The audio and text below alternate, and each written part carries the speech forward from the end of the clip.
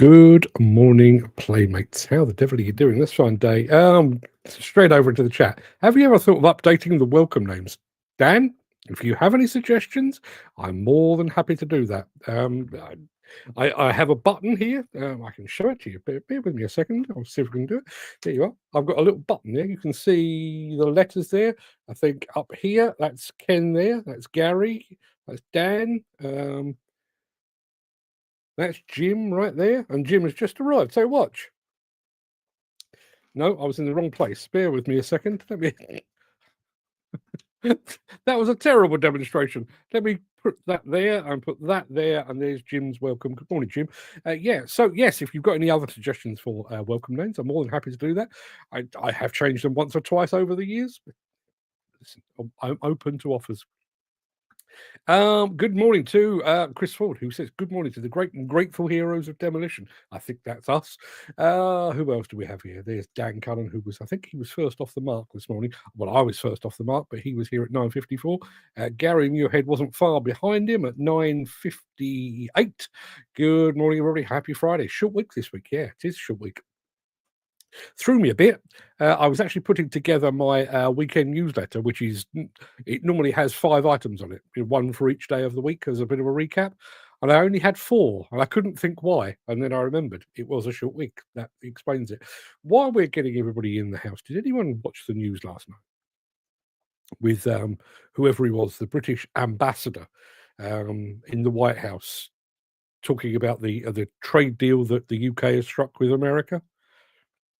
Have you ever seen a worse display of sycophancy in your life? I'd have been inclined to tell Donald Trump to poke his bleeding trade deal up his arse rather than being paraded for the world to see. Oh, thank you, Mr. President. Thank you, Mr. President. We're going to work so hard together. Fuck you, Mr. President. Fuck you. Sorry, excuse me. Ken Hatch is here. Good morning, Ken. Apologies for my language. Gary says morning, Dan. Dan says morning to everybody else. I think we've covered all of that. I did put it in the very top of the chat, but I'm going to say it again. My morning monologue today is an object lesson in sarcasm, so be prepared for that. If I were you. Now this is a name to conjure with. We've just been joined on Instagram by somebody called Bikesexual Woody. So is that bikesexual, or is that bisexual that likes bikes? I don't know. But good morning. Thank you for joining us. Don't know how you found us, don't know why you found us, but you're very, very welcome. And Blue Mac are over on Instagram as well. Good morning to you as well. Diesel9975. Whoever these people are, I don't know, but thank you for joining us. We do have a very, very packed show for you today. So I'm going to roll the intro, post the question of the day, and get this show underway.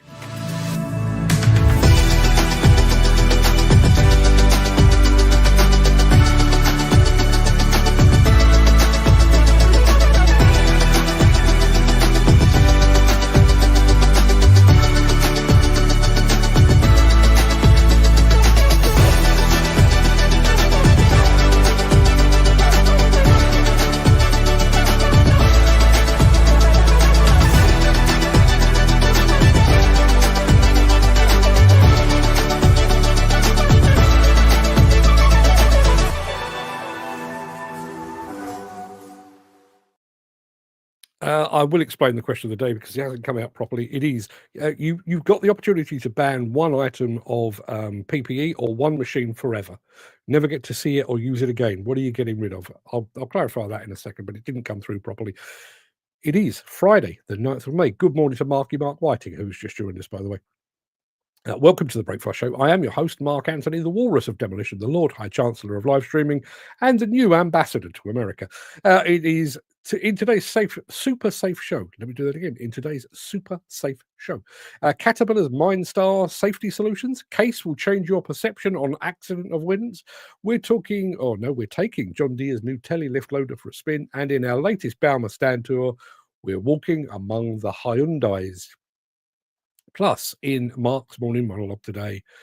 Meanwhile, back in the real world, that's what it's called. And yes, you'll see. What have we got here? Gary Muirhead says, yes, the news this morning has made me laugh. The way they say about all the jobs they've saved by this trade, what a load of shit and loads of spins. It's a wonder their heads don't come off. Yeah, I agree. Complete and utter bullshit. Let's have a look. Stefan Edwards is here. Good morning, Stefan. Good of you to join us. Dan Cullen. We'll come back to the question of the day in just a moment. But we do have the small matter of today's mystery machine to attend to, and I can tell you it's a funny old month. This one. Dan Cullen has got 6 points. Chris Ford has got 6 points. Who was that one? Somebody else has got 3 points. I can't read my own handwriting. I'll come back to that. But yes, we've got a mystery machine for you today. So here we go.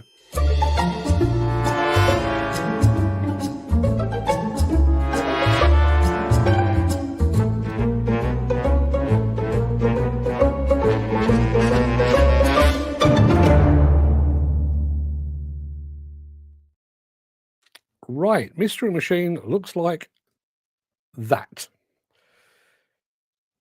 You know how this works. You don't need me to tell you. I'm looking for a make and a model. What can I tell you about this? It's been on the show. Not something you see every day, but it is available right now. I have not changed the colors. I've not done anything to it, in actual fact, apart from remove the background.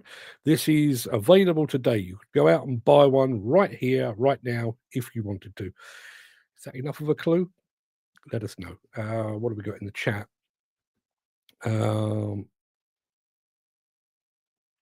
I'll come back to that in just a moment because I do want to remind you very quickly of question of the day.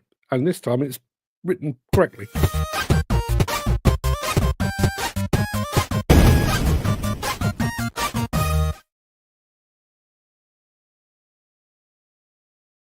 Yeah. So my morning monologue today is all about an ideal demolition and construction world where nothing is ever wrong. Even by my usual standards, it is very sarcastic. But before we get to all of that, the question of the day gives you an opportunity to get rid of something that bothers you. So my question today is this. You have the opportunity to wave your magic wand and ban one machine or one item of PPE forever. What are you getting rid of? Now, before you just leap in feet first, be careful. I know that some PPE is a faff, but it is there for your own safety. Also, I know that some machines are better to operate than others, but they're all there for a reason. So please choose carefully. Now, personally, I'm going with safety gloves, and this is very specific to me. I know they're there for a reason, but if you've ever tried operating a camera with safety gloves on, you'll know precisely what I mean. I can't drive a camera with it. I can't write notes. Not that I do that much anymore. I can't do anything with safety gloves. So that would be my choice. What are you getting rid of? We go over to the chat. What do we have here? I'm going to say very quick good morning to Alex Latham. Alex Latham has a button like that. Good morning. No, that's the wrong one.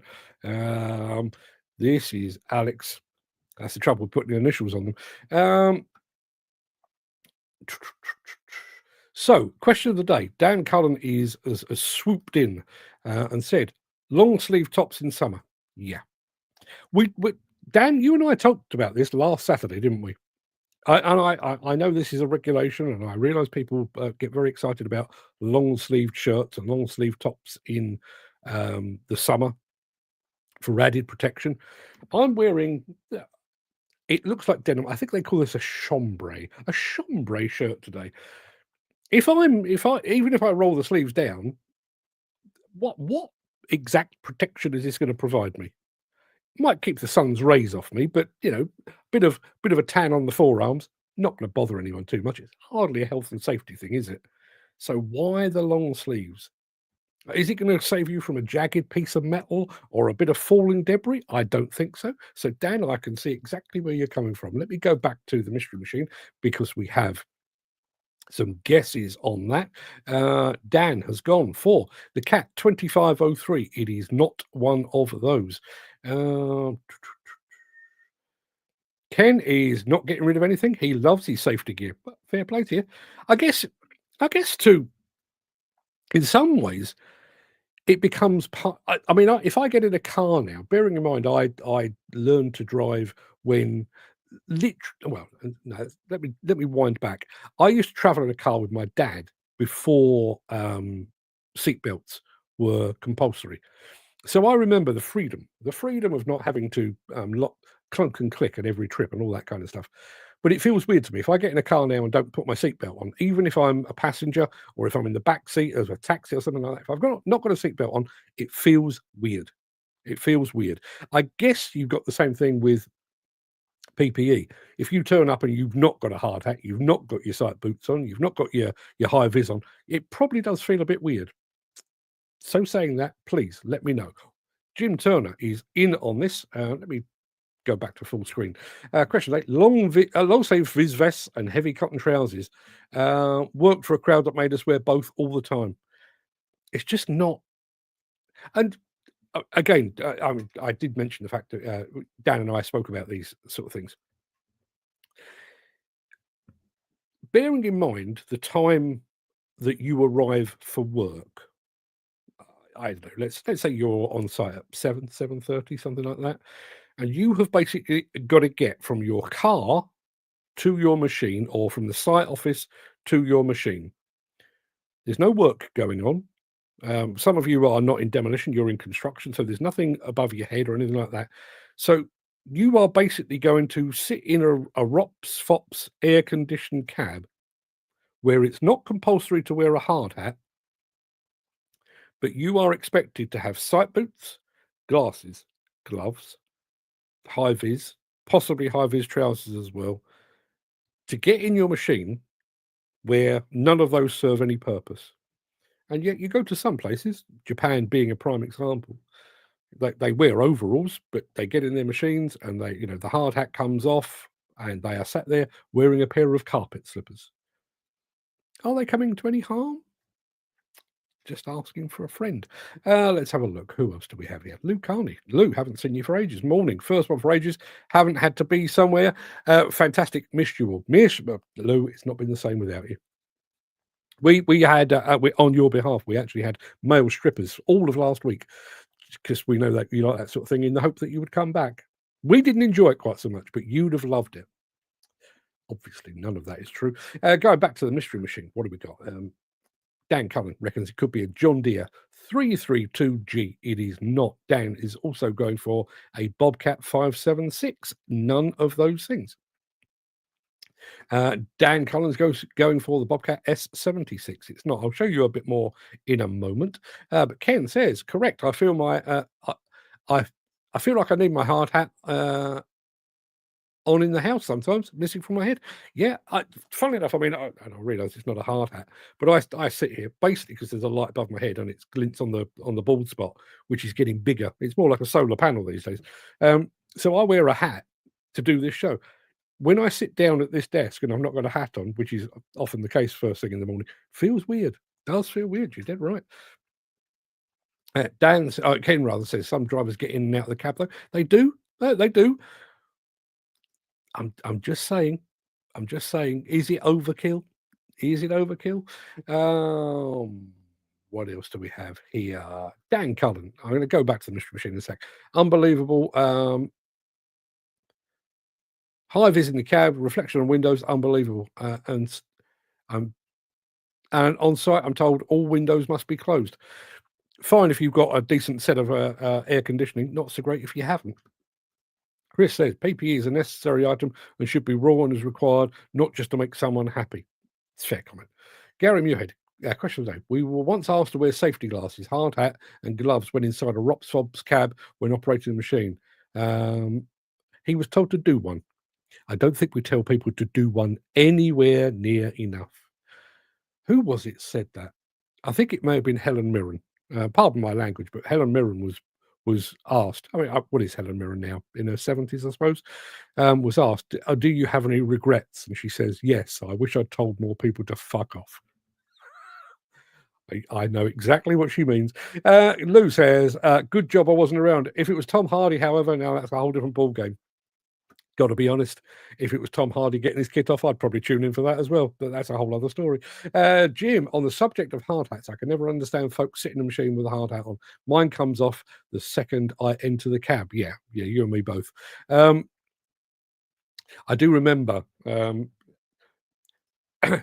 there are two versions of this. I do remember somebody saying the worst drivers on the roads are generally men wearing hats because how stupid do you have to be to expect rain in your car? but one of my old mates, Larry, and sadly no longer with us, witnessed the rise and rise of the baseball cap. And you remember that, I don't know, what was it, 30 odd years ago? People started wearing baseball caps pretty much all the live long day. I know I'm guilty of it. And he had a little rhyme. He used to walk past them and say to me, "Baseball hat, total twat." He did say that. Chris Ford says, questions 8, an RB 150 hydraulic excavator, hated to drive one with a passion. See, what machine would you get rid of? I know Dan's no great fan of the Hitachi, but is there a specific machine you'd get rid of? Could we manage without, I don't know, the site dumper, the grader? Could we manage without those? Let us know. Dan is saying, morning, Mrs. Lucani. Hope you're well. Must have a chat over the weekend. Get to Plant Works Day early to get pictures before people come in. You guys, you have that chat amongst yourselves. You don't need to involve me in that. I am merely a matchmaker in these things. Let's go back to the mystery machine, which currently looks like that. I'm going to show you not one, not two, but 3 bits of it.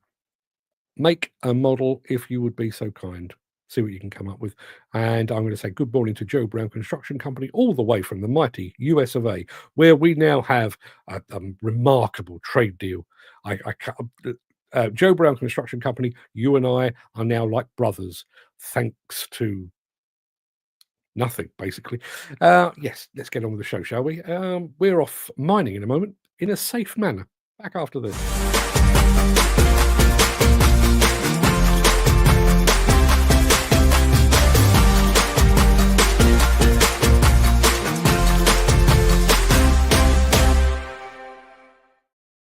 I'm going to show you that in just a moment, but I do need to say this from Dan.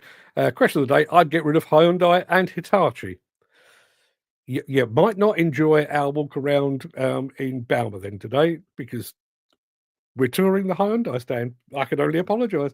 Right, okay. Mine safety, obviously a key consideration. Cat have got it covered like this. At Caterpillar, our priority is to make sure that everyone returns home safely every day. We understand that the safety of your people is your primary goal too. And Cat MineStar Solutions can help you achieve it. We've developed a wide variety of technologies that increase operator awareness, reduce the risk of collisions, and promote the use of safe operating practices. One of the most common safety challenges mine sites face is the risk of operator fatigue and distraction.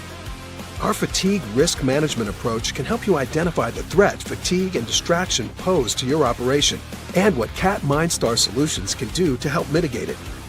We offer in-cab solutions that monitor operators for signs of fatigue and distraction and provide alerts to the operator and the office when those signs are detected. We also provide 24/7 monitoring services, analyzing and reviewing fatigue and distraction data. MineStar can also help make operators more aware of their surroundings by tracking the position of machines and allowing them to communicate with each other, both above and below ground. It creates a digital boundary around each machine, alerting operators when their current path of travel intersects with another machine's. You can better manage how fast machines travel by setting specific speed zones, alerting both the operator and supervisor when a machine exceeds your chosen limit. You can also have MineStar directly intervene by placing automatic limits on machine speeds, further protecting your people and eliminating other unsafe practices. And, when necessary, MineStar can help prevent collisions by bringing machines to a halt when hazards are detected. MineStar also helps you to track personnel underground to within a meter of accuracy, so you know exactly where your people and machines are located at any given time. Talk to your Cat dealer about how you can take the next step on your journey to safety optimization with Cat MineStar Solutions.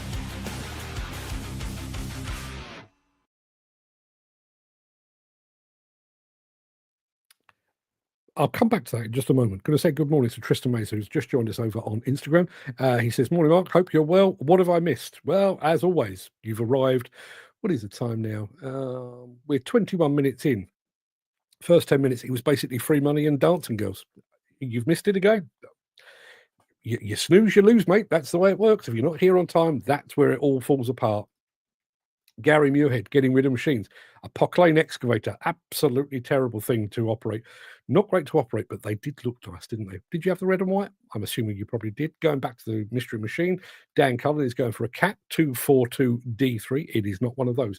Just want to go back to that MineStar thing. If you've been around this show for any length of time, you might recall that we did do an interview with one of the Caterpillar people about that very system, about fatigue monitoring and that kind of thing.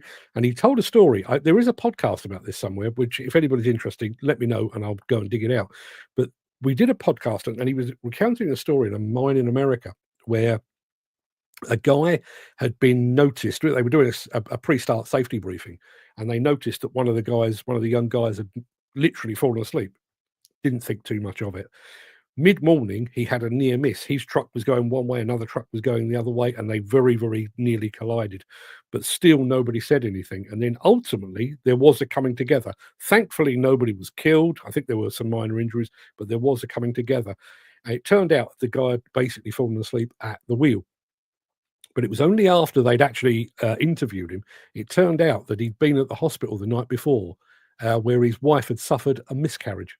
And he'd literally been up the entire night with her, and then had gone to work obviously to keep the money flowing into the house and everything else. And he'd fallen asleep. That podcast is still out there in the wild somewhere. I hope nobody wants to see it or listen to it, because I'll struggle to find it, but it's out there. What was the X-Files things? There's something out there or something? I can't remember. I've gone sideways. Gary Muirhead says, only red and white excavators I loved was the mighty O&K. Who else misses O&K? I do.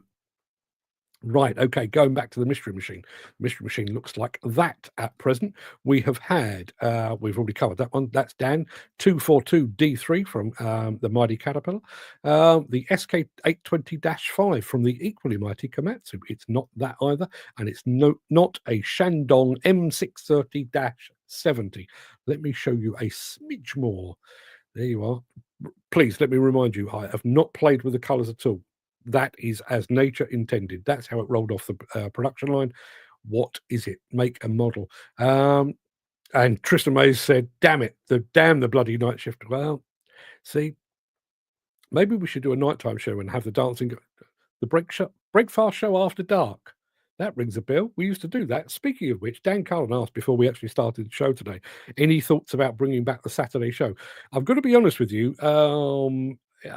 It's a lot. It is a lot because, obviously doing 5 shows of these a week, plus we do some evening shows as well, and we've got more of those coming up. So doing a Saturday show with any sort of regularity is quite hard. But my other half, who is just back from Greece, got back 2 days ago. Yeah, 2 days ago. He's going back to Greece again in a couple of weeks' time. While she's away, there is a Saturday. I'm planning to do a show, and not only am I planning to do a show, I'm planning to do a marathon show. Hopefully going to break our current record, which is about 4 hours and 20 minutes, I think. I'd quite like to do a 5-hour show. I'll need your help. I'll need nutrition, and I'll need hydration as well, but I'll need your help to keep me going. It's me, Yadex. Just said a hi over on Instagram. Good morning. Thank you very much indeed for being here. Dan Cullen has got quite close with our mystery machine. There's Gary Muirhead's guess, obviously led by the colour, the Merlot P50.18. It's not one of those, but that's what it is. Dan Cullen is going for the Elise 1200 electric. It's not, but you're not a million miles away. Chris Ford going for the same thing, the Elise 1200 electric. It's not. Keep the guesses coming. We're going to be right back after some of this. If you are enjoying this episode, please consider supporting the show. You can leave us a tip at buymeacoffee.com/demolition news. So we've just brought you details of how Caterpillar is monitoring safety in the cab. We're now going to show you how Case is monitoring safety outside of it, like this.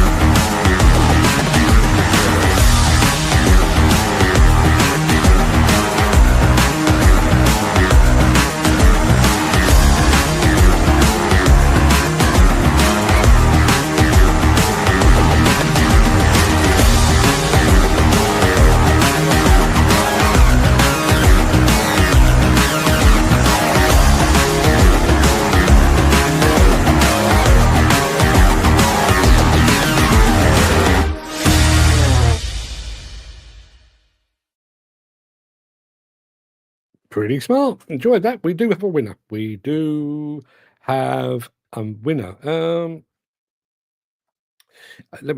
Sorry, just going to do this very, very quickly. Gary Muirhead. What manufacturer was it that had the see-through bucket? Yeah, the transparent bucket was, well, it started out as a Doosan, but it is a Devellon. A Devellon development is what it is. One of the great disappointments, actually, of our last trip to ConExpo, we actually interviewed the guy that developed it. But he was so Korean, clearly way cleverer than I am, but so Korean, we literally couldn't use the film. I couldn't understand a bloody word he said, which was such a shame because he was a really nice guy and a really smart cookie too, but just incomprehensible to the point where we couldn't even put subtitles on it. We couldn't work out what it is. Dan Cullen says, bet Chris got the mystery machine because I mentioned Elise. You'd have lost your bet, Dan, because the person that got the right answer was you.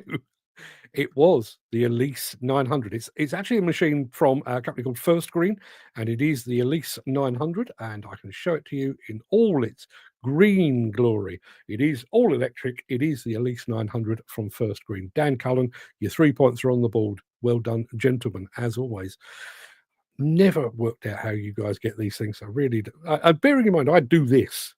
You know, I'm looking at machines all the live long day. I wouldn't get any of these. We're off to see some John Deere loaders next. In fact, we're going to see the Tele Lift. Back after this. Since the finance bill came into effect in April, the construction industry has seen a surge of fuel thefts.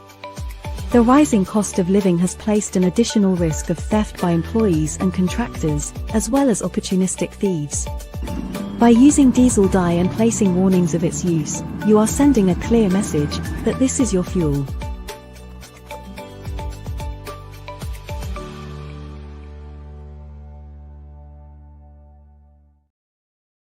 Yeah, Dan's just said about the Elise 900. Nice looking little machine. I agree.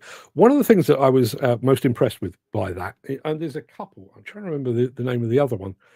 There's an American company called Kratos, Kratos, basically a startup, a newbie who have taken the opportunity now that electric capability is there for all to be, battery technology is there. So they've come into the market completely clean. First Green did exactly the same.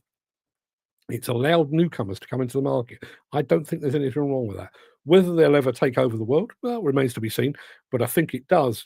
There's nothing worse than a monopoly to stifle development and to stifle research and innovation. If you've got newcomers coming into the market, even if they don't make a major impact directly to the market itself, it does keep the existing manufacturers on their toes. That's my opinion. Anybody care to disagree with that? Feel free. That's why we're here. Chris Ford says there's nothing wrong with Proclaim or Hyundai excavators. I'm glad you think that because we're going around Hyundai's Bauma stand in just a few minutes. I take certain configuration machines, remember them, and then look into it. Yeah. But even then, I mean, bearing in mind, obviously, let me just put it on the screen. It's a fairly distinctive color, but the cab, the bucket, the way the wheels are arranged, even the shape and configuration of the boom looks pretty much like any skid steer, doesn't it? He got it anyway. Right, okay, so let's go off to the States, shall we? And look at a loader that we can't buy.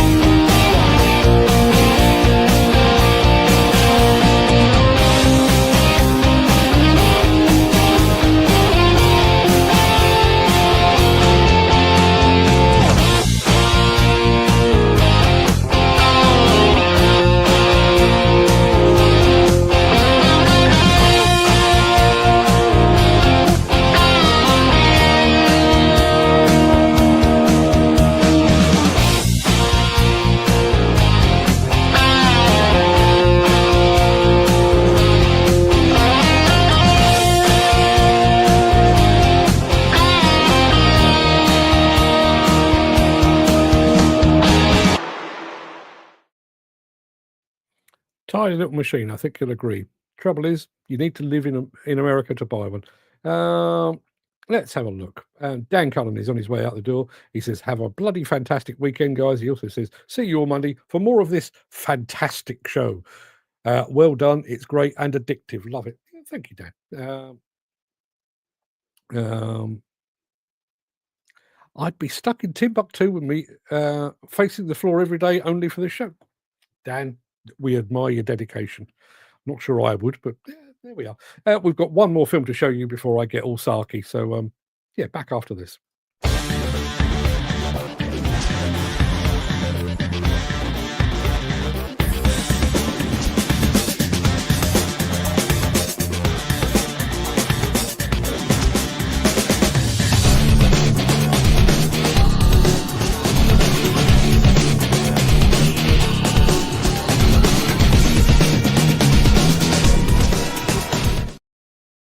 Yeah, as a part of my latest wandering around Bauma, we're going to the Hyundai stand, which was not rudely interrupted. It was interrupted because I bumped into Ben Wade, Ben the operator, who was actually demonstrating on the Hyundai stand, and I only spotted him through the camera. Didn't realise he was there.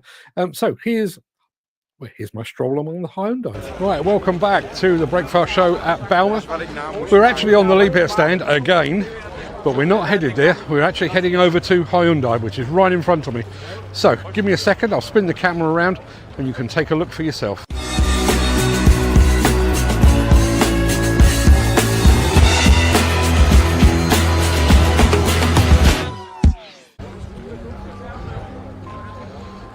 We're gradually completing our walkarounds of the big names in the industry. Next up, as you can clearly see, is Hyundai, or Hyundai.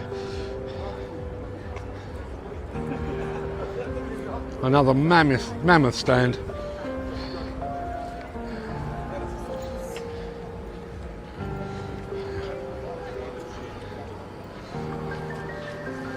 Not sure if the camera is wide enough to get all of that in, but the letters I'm walking past, not surprisingly, spell out Hyundai or Hyundai. Okay, so let's start with a nice little electric mini excavator. Every brand worth its salt these days seems to have an electric mini excavator. Through the mini excavator line, some skid steers in the background, which I'll come back to in just a moment. Over to here, HD 138 dozer. New, apparently, it says on the sign. Can't say I'm an expert on the Hyundai product line, but it says it's new and I'm inclined to believe them. HX 145A through to the HX 800AL, one of the biggest machines on the stand. Keep going through to wheeled excavators.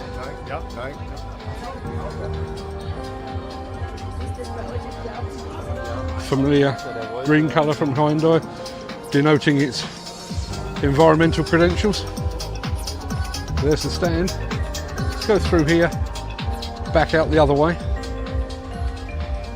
As you can see, and almost certainly not here, there is an electric mini excavator working away in the background there, silently. Back through past the big screen.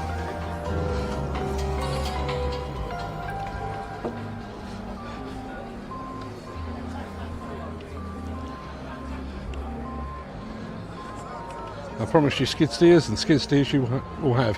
HS 120V, high performance skid steer loader, big planer attachment, or trencher attachment rather, on the front. Spin right around all the way to the HT 100V, compact track loader.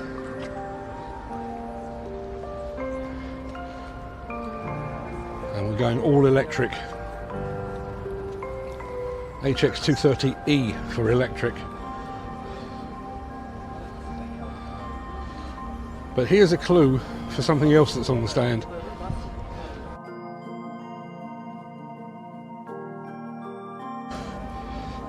And they need that for a reason. And that is the reason. The HW 155H hydrogen fueled, apparently comfort intelligence. Hyundai, hydrogen technology. Let's back up just a bit so we can see it nice and clearly. Obviously a wheeled excavator, but hydrogen powered, which explains the slight hump on its back. Back up just a little bit further so you can see it in all its glory.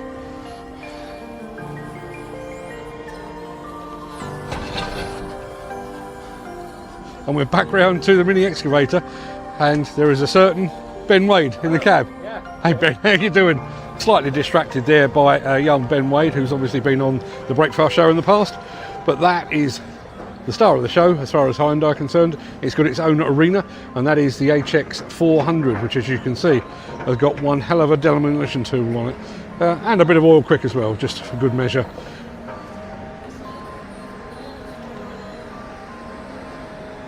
Next generation excavator, and a couple of excited looking people coming down the stairs. That'll do us for this stand. Let's head on somewhere else. There you are. And good morning, Ben, if you're watching. Thank you for your cameo appearance. A bit like Alfred Hitchcock in the old movies. Just a very quick glimpse. Lou says, love this, Mark. Had a great time at Bauma. Shame I missed you and Fred. It was so big and so busy. I hardly saw anyone. I did see, saw a couple of the Awesome Earth Movers guys. I did see, who else did I see? I saw Nick Drew for about 30 seconds. I saw Lucas Haddock. I didn't see Peter at all, but I saw Lucas. There's 600,000 people there. You're not going to find everybody. It's just the way it is. But yeah, it was a great time. And as Dan said, can you believe it was weeks ago? Yes, it was last month, and we're still talking about it now, and will be for quite some time yet. Anyway, people, that's about it for the main part of this morning's show. I'm going to roll the outro in just a second before leaping gazelle-like over into my deeply sarcastic morning monologue today. If you can't stick around for that, please stay safe. Look after yourself, your family, your friends, and your colleagues. Have a great weekend. I hope to see you again very soon. But if you do have the time and the inclination, do please stick around, because I shall be back immediately after this.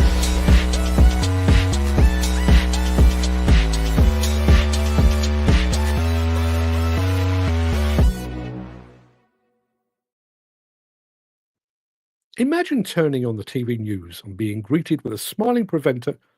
I'll do that again because I want it to be right. Imagine turning on the TV news and being greeted with a smiling presenter who says, "Good evening. Everything everywhere is just hunky-dory. Good night." Or you stop on your way to work to pick up a newspaper, and there on the front page is a headline that says, "The world is tickety-boo." For one thing, that's never likely to happen. And for another, that's not how journalism works. It's not that we look for the bad or amplify the negative. It's just that if everything was fine and dandy, it wouldn't be worth reporting on, because that's just how things are supposed to be. Journalism actually lives in the space between things as they should be and things as they really are. Now, on that subject, I received a message on LinkedIn yesterday asking me why I was so negative about the industry all the time and telling me that my coverage of the sector was disgusting. Now, my default reaction was to tell him to insert his opinion and to point him towards an accurate definition of the word journalism. But then I thought about it, and the more I thought about it, the more I thought I should put on my very best rose-tinted spectacles, punch my imagination into overdrive, and to just picture how a perfect day might look if we all lived in the same apparently blissful paradise as my LinkedIn critic. Now, there's no need to strap in. This journey is going to be as smooth as freshly laid tarmac, devoid of all those nasty pitfalls and potholes that make the real world such a bore. So, let us begin. I woke at 7:30 this morning. Sat beside my bed was a freshly brewed cup of my favourite coffee in my favourite coffee cup. It had been made by my supermodel wife, who is now lying beside me, naked and freshly showered. I pity those poor souls in the real world who have to wake up at arse o'clock because they're working miles from home. I'm working just a stone's throw from my front door, and besides, my boss is dead casual about what time I clock in. I must admit, I live so close to the job that I did feel a bit guilty about taking the van home. But I do allow myself a small smile when I open my front door and find that the local Herberts haven't broken into the van and stolen my gear. In fact, while I was sleeping, they gave the van a nice wax and polish, the scallywags. I get to site at 8:55. I could have been here earlier, but it's such a lovely day that I took the scenic route through the park and stopped off for a smoked salmon and cream cheese bagel. Breakfast of champions. Man at the shop said it was on the house, which was nice. Work was already underway when I got there, but my boss greeted me warmly like a long-lost son. All of the lads are present and correct. Even the agency boys have turned up bright and early. One of them rushes over to me to tell me that I don't need to check my machine because he's already done it. He's also fueled it, greased it, and given it a wash too. My cab smells faintly of pine forests, thanks to the new air freshener he's installed. And he's even pre-warmed the machine so my tiny toes don't get cold. As I start the machine, familiar music begins to play gently. That sly lad has only created a custom playlist of all my favourite songs. That's the problem with kids these days. They just can't do enough to help. The concrete arrives bang on time, just as it always does. We're all chomping at the bit. The guy delivering the concrete is a true gentleman, and he arrived with a big box of donuts, one for every man and woman on the site. In fact, we all take a step back and allow our one female team member, Jane, to take her pick of the donuts. How we laughed when she picked the strawberry one and said, "Pink for girls." She really is a hoot. My wife tells me that Jane is very attractive, but us lads have never noticed. We're far too busy admiring her skills behind the levers. What a talent. We have 2 Algerian lads working with us at the moment. We're each taking it in turns to teach them English. In fact, one of our boys took himself off to night school to learn Algerian, just so he can help his new friends through those pesky toolbox talks. I mean, we don't really do toolbox talks and safety briefings that often because our boss trusts us, but it's the thought that counts. These really are the nicest group I've ever worked with, and the most diverse. We've got gay, straight, and transgender, male, female, religious and atheist, black, white, and brown, and we all just get on like a house on fire, never a crossed word. Work colleagues really are smashing. They're like family, only better because we've all got the same interests. You'd love our site cabin. There's Peruvian coffee and Earl Grey tea on tap all day, every day, and weirdly, we never ever run out of milk. I pity those poor souls that are eating supermarket meal deal sandwiches. Our site manager is a cordon bleu cook who just loves to try out his recipes on us. Lobster thermidor it was yesterday, and I'm sure he mentioned duck à l'orange for today. He's also a dab hand with a deep tissue massage to make sure we don't get all tense and stuff. The client, oh, she's a dream, but aren't they all? Understands construction inside out, never changes her mind, pays on time, and thanks us individually with handwritten notes with lipstick kisses on them. She says she just wants us to be happy. I know, mad, right? My machine is due a service in a few days' time. Hardly seems worth it. It arrived on site direct from the manufacturer. It has never missed a beat. Come to think of it, all our machines are running at 100% uptime, and fuel consumption is at an all-time low. We're so lucky to have such great manufacturers supporting us. Their dealers are great too. They don't really look after the machines because the machines look after themselves, but they do drop by every once in a while just to give us gifts. We're working right next to a school at the moment. We initially thought that was going to be a bit tricky, but it turns out that the kids, boys and girls, are fascinated with what we're doing. In fact, while we're enjoying lunch, we often allow the youngsters to take the machines for a spin. They're great kids, and the machines are completely safe. I think a few of them may even join the team when they leave school. Their teachers are certainly encouraging them in that direction. They just love vocational skills. We were talking the other day about, we do that again. We were talking the other day during our daily massage break. Someone said there are people in this industry that suffer from stress and anxiety. A few of the lads actually fell for that. We laughed so hard that Dave pulled a muscle. Thank goodness for our on-site physio. One of our lads said that some workers were suicidal because they were under such intense pressure. He loves to joke that one, as if that would be allowed. He's always saying stuff like that. He once told us that accidents happen on some demolition and construction sites. He really is a card. The boss said we can all knock off early today. Again, I honestly can't think of anywhere else I'd rather be. But as I make my way to the exit, he pats me on the back, thanks me for my hard work, and pays me my wages 2 weeks in advance to save us both hassle. Working in construction really is the best, isn't it? Meanwhile, back in the real world, told you it was sarcastic, and that goes out to my LinkedIn critic. I sincerely hope he gets to. He probably won't. I think I blocked him because he was such a pain in the ass. But Lou, thank you for that. Do you know that was precisely lashings of ginger beer. That was exactly the tone I was going for, because that's one of the things that I find so amusing about this Make America Great Again. And you know, the whole Brexit thing, you know, we want to take control back. There is this image in the minds of the MAGA lot and the Brexit lot that, you know, we want to go back to the 1950s where everyone was white and we all had lashings of ginger beer and we had dogs called Spot and we went for picnics on a daily basis. Never happened, you silly fuckers. It never happened. 1950s, we were still recovering from a world war. The hell are you talking about? So yes, that I was really going for the whole full Enid Blyton ideal world scenario. And the more I thought about it, I mean, there was stuff that I took out, but I don't know. Jim Turner says, but working in construction really is great, but it could be even better. Yes, it could. You know, on-site physio, waking up beside your supermodel wife, and so on. Listen, I could play around with this for hours.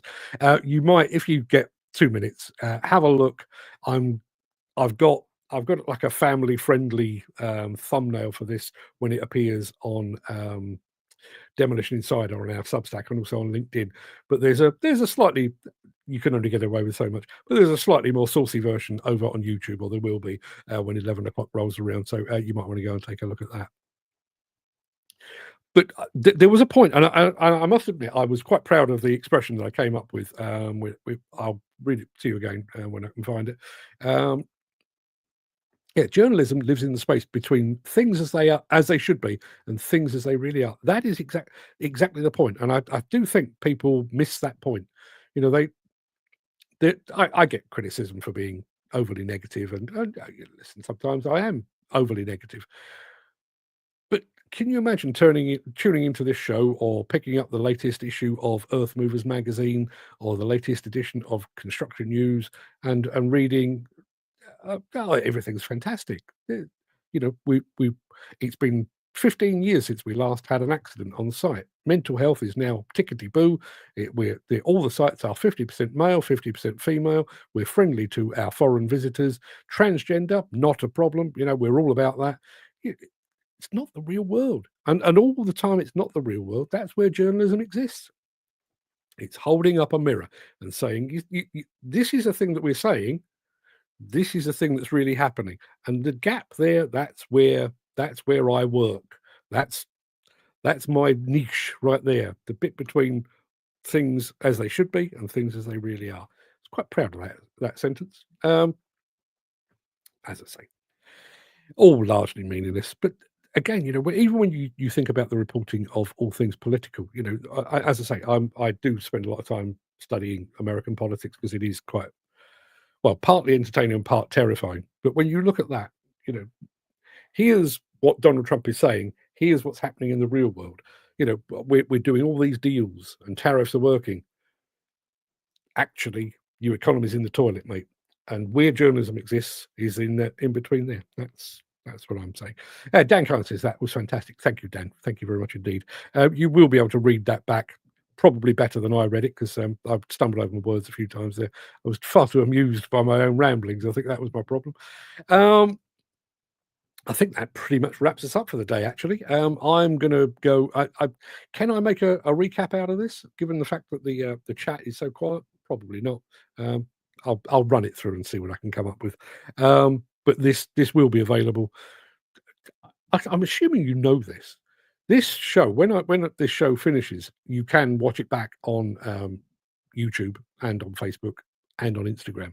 But then I also take this bit, you know, the morning monologue, and I chop that out and I produce that as a separate piece, both as a written piece and a video piece. So if ever you want to check back on that, just go to, I have a button for this.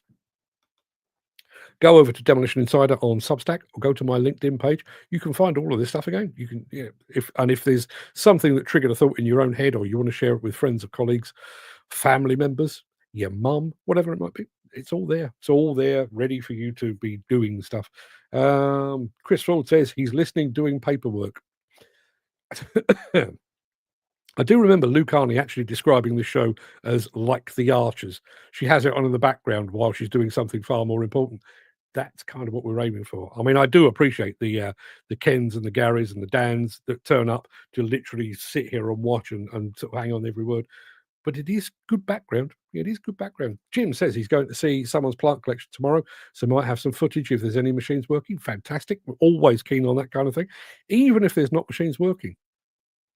I've been pleasantly surprised. I made a very specific point of doing as many of those stand walk arounds as I possibly could while I was over at Bauma. Just literally phone on a selfie stick, just walking around and everything else. People seem to like them. They've proved popular here on the show. They've also proved popular over on Facebook and places like that. So even if the machines are static, Jim, fire up the camera, have a stroll around, let us have a look. Wow, could you imagine an industry where it works? Well, I can. I can imagine it. Can I see it ever happening? Probably not. Probably not. Obviously, I mean, commercial pressures ensure that not everything is as tickety-boo as it might be, because everybody's looking to reduce costs and maximise their profits and everything else. And human error.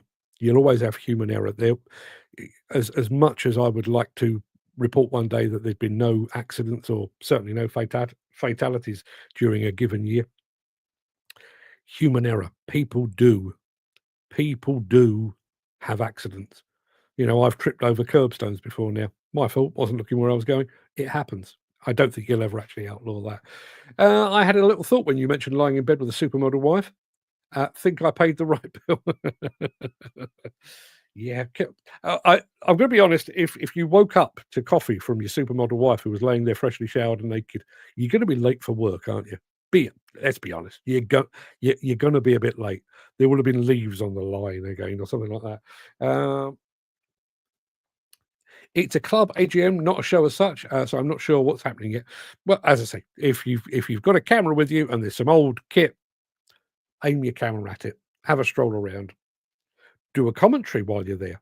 We'd love to get a guided tour of some vintage plant in Jim speak.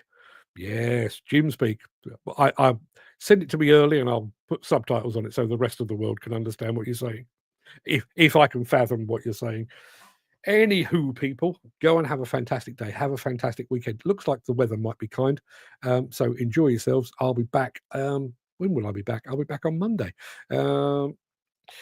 Gary says, if I woke up next to a supermodel wife, I'd be in the wrong house. Christine, give him a slap. Give him a slap. He clearly deserves it. Everybody have a fantastic day. Have a fantastic weekend. See you Monday for yet more of whatever the hell this has been. See you then. All the best.